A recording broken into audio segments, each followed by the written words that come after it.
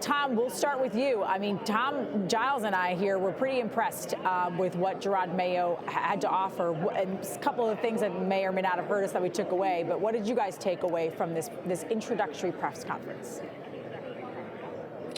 Well, the first thing I took away was maybe a different tenor. I think that Jerod immediately kind of punctured the seriousness of the event with a joke about one of his child's names. So I thought that was amusing, and it shows a more relaxed approach to things. But I think for fans' concerns right now, they're pretty well acquainted with Jerod as an individual and as a player, but what's his vision as a coach? And you talked a lot about developing people, but I do think that there is probably a curiosity among the fan base as they're yearning for wins. What's the plan going forward? And I think that as a reporter, that's my main takeaway. Very impressive individual. We knew that going in. Has great vision for developing people, but there is so much TBD right now is how I come out of this press conference today. That's the biggest takeaway as it pertains to personnel. And I asked Jerod Mayo how he views his role in personnel. Is there any chance he might have the final say when it comes to the decisions that get made in building this roster? And he said he's going to lean on the quote-unquote experts. Does that mean you always go along with what the experts tell you? No, absolutely not, is how he put it. But he is really going to lean on those people in the front office that the Patriots have there right now, Macro and Elliott Wolf. That, to me, is still the biggest question. Tom asked Robert Kraft how ownership is going to be involved when it comes to building this roster. I think that's a key question. Kraft, of course, said it's going to be the same for us as it's been for the last 30 years. We're not going to be involved. We're going to empower the people that we like to do those things. I do still have questions when it comes to that setup, though. We talked a lot about evaluation of those people in the front office. And my question back to you guys would be, how can you evaluate the people that you have running the front office in the short term? To me, if you're making draft picks, you're signing free agents, that's a 2, 3, maybe even 4-year evaluation process before you really know how well those guys did their jobs. So that, to me, is still one big question that's looming over all this. Yeah, Phil, that was actually going to be my next question to you and Tom. You know, I said to Giles, it sounds great, right, when we listen to Robert Kraft and even Jerod Mayo talk about how there's going to be a lot of evaluation, trying to figure out how do we move forward. But you don't have a lot of time, and this is a pivotal offseason with the amount of money they have in free agency, but also the draft pick that they have at number 3. Really, how long can you take to evaluate this situation, and how much of that do you think will be looking backwards at what this group has done before? Yeah, they don't have much time when it comes to evaluating the choices that get made and evaluating the roster that they have right now. Right, Tom? You're looking at the players you heard Jerod Mayo answer a question from Karen Guregian, where he said, I don't really feel fully equipped to answer that question right now, because she asked about the greatest challenge that he would be facing. So we need to evaluate the roster. We need to evaluate the coaching staff. All that has to happen in a pretty brief period of time before you get to the start of the new league year, which is in March, and the draft, which is in April. How do you think he goes about tackling that based on some of the things that he said today? It's fascinating to me because more and more as we look at this, it's clear that the Patriots, after a 4-13 season and the ultimatums laid down to Bill Belichick, were all about, if you don't deliver this year, Bill, we're going to move in a different direction, which they now have. But the plan seems to be remove Bill and wait and see how things go. Certainly there's going to be attrition through coaching hires. Bill might take staff with him. There will be attrition in terms of the offensive coaching staff. As we look around the room, there were some coaches here. There were some players here. There wasn't representation from the offensive coaching staff. So there's going to be changes. But by and large, it seems as if this is take Bill out and see how things go, which to me, we're looking at a situation where with everything TBD, it's like let's run it back without Bill and see how it goes. Phil, and that's actually where I want to pick it up, because he was asked about the coaching staff and what the plans are and whether or not Jerod Mayo would name an offensive coordinator, and what the future of that role is. Did find it interesting that he did mention that he believes in titles, which is obviously a departure from what we've had from Bill Belichick, certainly recently. So what do you make of how this coaching staff is going to come together based on what we learned today?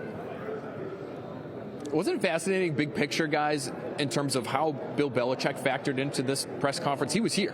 The idea of Bill Belichick was here. The apparition of Bill Belichick was still here because it was acknowledged by the people at the podium. Robert Kraft talking about the difficult decision he made all the way back in '96. It was that one time, still irks him, when he didn't trust his instincts and he went with Pete Carroll instead of Bill Belichick. Now he's trusting his instincts and he's going with Jerod Mayo. Jerod Mayo, meanwhile, talking about how he still takes things from Bill Belichick that he learned from him as a head coach. Hard work works. He said it multiple times here today, but he also said things, Tom, like titles do matter to him. And he was very different in terms of his overall approach behind the microphone. When it comes to that offensive staff, you mentioned you didn't see any offensive coaching staff members here today. How do you think that gets filled out? Is that going to be somebody that Jerod Mayo already has a relationship with, or is that the part of the team, the one part of the team, where you can't just throw Bill Belichick out and say, we're going to put something else back in there that's similar to what we're used to? You got to start completely fresh there, I would think. What do you think? In some ways, it's a full rebuild on offense, so what better time to bring somebody in who you trust offensively than right now? Because when you talk about running back, there's one under contract. It's from Andre Stevenson. When you talk about tight end, there's none under contract. You don't have top-tier tight ends. We saw the results on the offensive line. You need both tackle positions filled. You have guards like Micah Wenner who are up. So there is the opportunity for a full offensive rebuild and a full-on new scheme installation.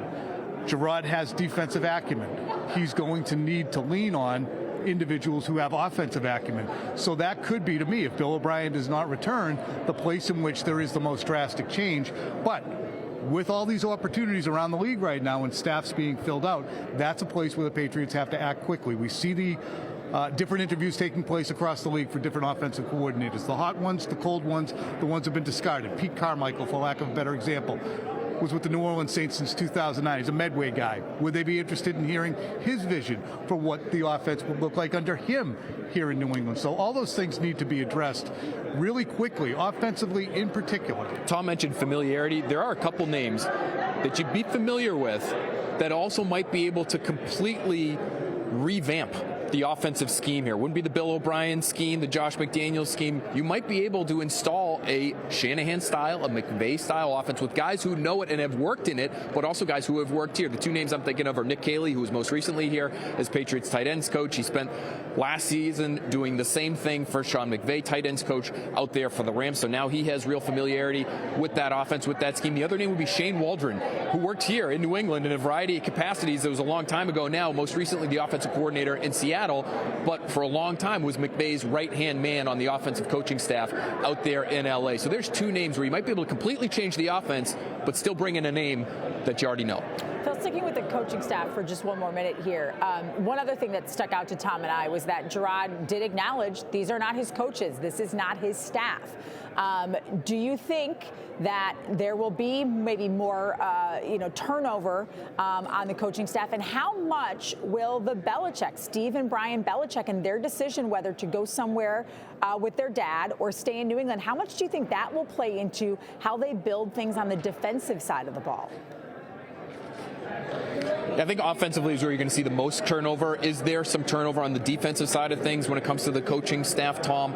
I think there's a chance of that. I think because there are some pretty highly respected guys on the defensive staff who might get great opportunities elsewhere. DeMarcus Covington's a guy who's been talked about as a potential defensive coordinator for the last couple of years. Maybe he gets an interview to go somewhere else and really make a leap in terms of his professional career if that opportunity isn't here for him. And then when it comes to the Belichicks, Tom, I don't know how you feel about their potential and their odds for staying here in New England, but it might be best for their careers to get out from under their dad's shadow and, again, stay as part of a defensive core that's had a lot of success, where I bet Jerod Mayo would really like to try to keep things as consistent as possible. Yeah, and I think what's interesting there is how is Bill's disposition toward what happened here? We saw a lot of smiling and handshakes last week, but does he feel as if he was done wrong? Does he feel as if he was in any way had the rug pulled out from under him with Jerod in a position to succeed him? If there is rancor or unease or even dislike from Belichick toward Mayo and the way things worked out,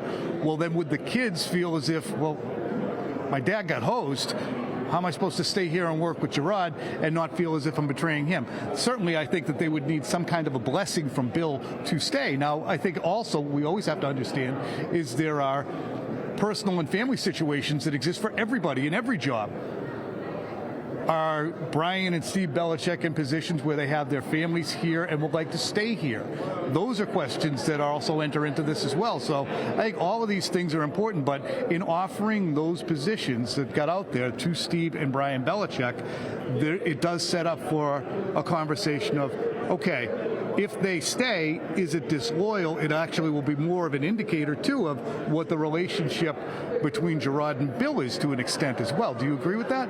Yeah, that would be really interesting to find out, because I do think the relationship between Jerod and Bill was more distant this year. I think it was strained this year based on all the circumstances involved. And yet, you talk to people here in the building, the relationship between Jerod and Steve Belichick was as close as it's ever been. And so I think there is an ability to compartmentalize relationship-wise that might allow for the Belichicks to stick on, stay in a place where they might have better chances at longevity in one spot. If they go and follow Bill Belichick somewhere, does Bill Belichick himself even believe that he's going to be anywhere for more than 2 or 3 years? And if he goes down to Dallas and he's gone in 2025, are his sons then looking for another job, and his families those and their families looking for another place to live? That's one part of a very complicated process here as they get this coaching staff sorted out. Yeah, certainly a lot still to fall into place. Tom, Phil, thanks very much as always.